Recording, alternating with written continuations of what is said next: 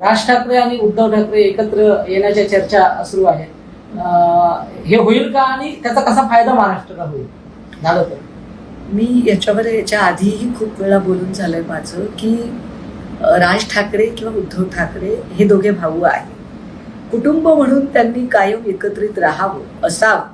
किंबहुना अजित पवार, शरद पवार यांनी सुद्धा कुटुंब म्हणून एकत्रित असावं. कुणाचंही कुटुंब एकत्रित असावं. राजकारण म्हणून त्यांनी काय भूमिका घ्याव्यात हे ठरवण्या इतकी निश्चितच मी मोठी नाहीये. मला असं वाटतं की हा अत्यंत पक्षाच्या वरच्या स्तरावरचा निर्णय आहे. त्यामुळे माझ्या पक्षश्रेष्ठींना काय वाटतं ते जास्त महत्वाचं आहे.